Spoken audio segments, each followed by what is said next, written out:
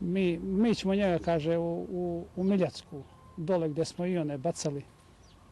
Međutim, ne baciše u Miljacku, dovedoše me u centralni zatvor i tako da ja ne dužim sad dole to ispitivanje i to sve da ne ponavljam, da svoju muku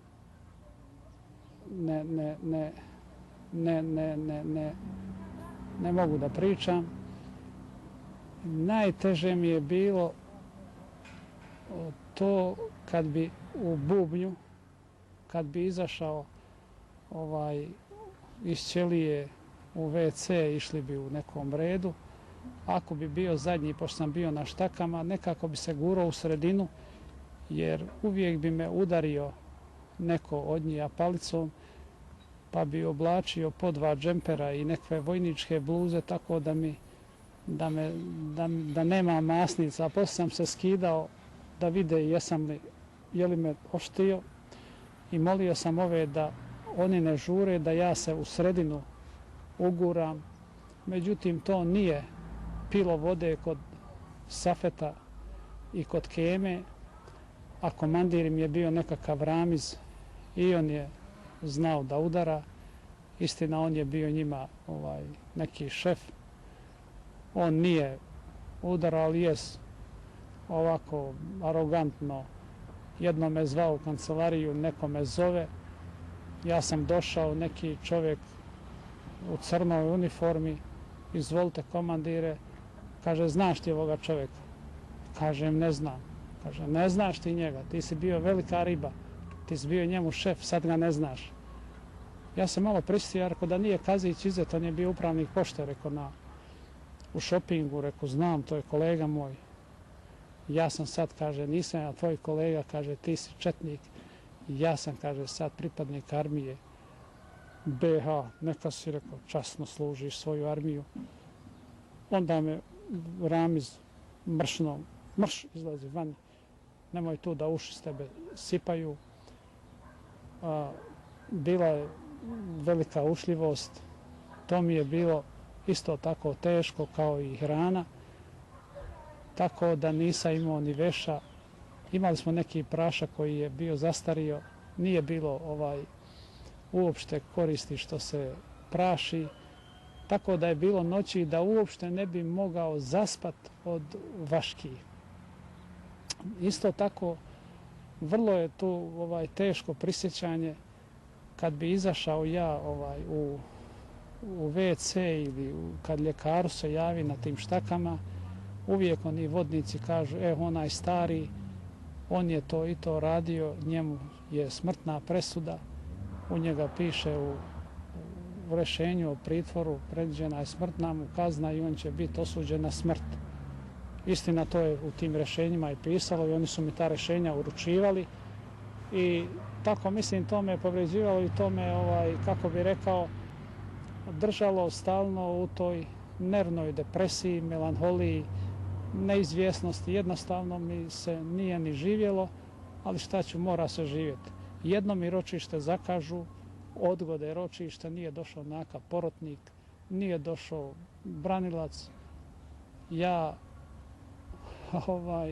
jedva čekam da to suđenje bude, pa neka bude šta će biti, jer znam da nikakvi oni dokaza ne mogu pribaviti, nema svjedoka, da je to jedna montaža, jedno političko suđenje, ja sam zarobljenik, a mislim da je egzodus u istoriji ratova, da se za vrijeme rata sudi zarobljenicima, civilima pa i vojnicima.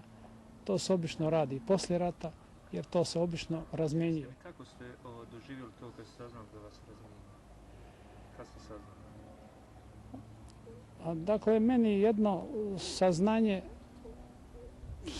oko tih razmjena, uvijek je priča o razmjeni, međutim uvijek su ovi govorili razmjene će biti, ali za manje kazne. Za veće kazne nema razmjena, oni će ostati do zadnjeg dana. Mislim, ja sam znao da to nije tačno, ovo sve što je vezano za rat, to će se završetkom rata pustiti, jer kogod nije ruke okrvavio, ko nije zločinac, valjda da to ne može tako stati koliko ja znam iz istorije ratova, iz prakse. Međutim, znate šta, kad se ta priča stalno ponavlja, to je stalno čovjeka drži u jednoj, kako bi rekao, jednoj napetosti i jednom nervnom rastrojstvu. Saopšteno mi je da bi mogao da idem u razmjenu. Ja sam malo u to sumnjao, a i vjerovao, jer znam da mogu ići ljudi sa većim kaznama, posebno moj slučaj, da mogu ići u razmjenu. Rekli su mi 4.11.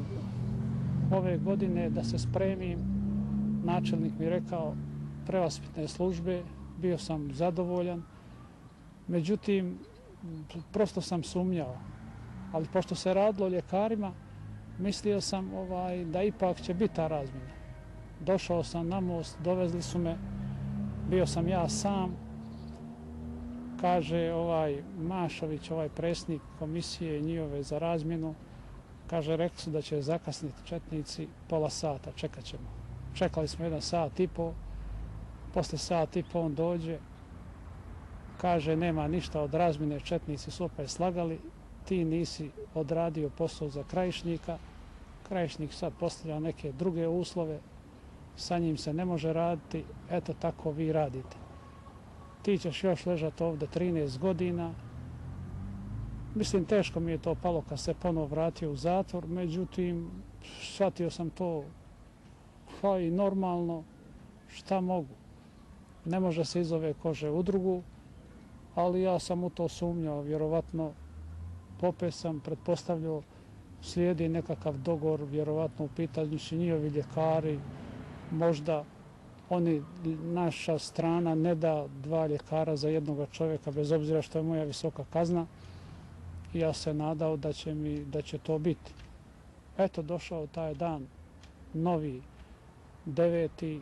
sretni za mene, da iskoračim na slobodu, da se sastanem bar s tom ženom koja je jedina ostala od bliže porodice, sa sestrom, s bratom, ako do nje ja mogu da im doći u ovim državama, jer evo moja bliža rodbina, sada sestre, brat, ja, žena, djece nemam sada. Koliko ste imali? Imao sam 2 sina, jedan diplomirani pravnik, jedan pravnik 1. stepena. To su bila djeca za uzor i po odgoju, i po ponašanju, i po društvenom jednom odnosu, držanju. To svaki je prizivao, volio, ali šta mogu, njihova takva sudbina. Jel znate kako se svak doživljava svoju sudbinu, prati svoju sudbinu. Međutim, ako čovjek dijeli sudbinu sa ostalim narodom, da je stradanje masovno i da je rat, da su mnogi ostali na bespućima, ne zna im se za grobove i tako dalje, onda poslije sam saznao da su sahranjeni, znam gdje su sahranjeni, znam kako su i izginuli, nijesu mučeni, nijesu pačeni, šta mogu, živit se mora. Eto, takva mi je nekakva sudbina. Deda poginuo na Solunskom frontu, 2 strica za vrijeme rata ubijena, otac ubijen, djeca sad pobijena, ja na robiji. Eto, sad došao na slobodu i šta da vam kažem. Želja mi je da dođe mir, da ne strada narod, svakoga mi je čovjeka žao. Ja sam za jedan život u jednom civilizovanoj državi, a ovo, Boga mi, ne liči na civilizovanu državu, ni na civilizovani svijet. Ovo kako je počelo i kako se to sve, kako se te konotacije kreću, mislim da nimalo ne ide na dobro. Daj Bože, što kaže naš narod, da bude dobro. Nadajmo se miru i dobru za svakoga.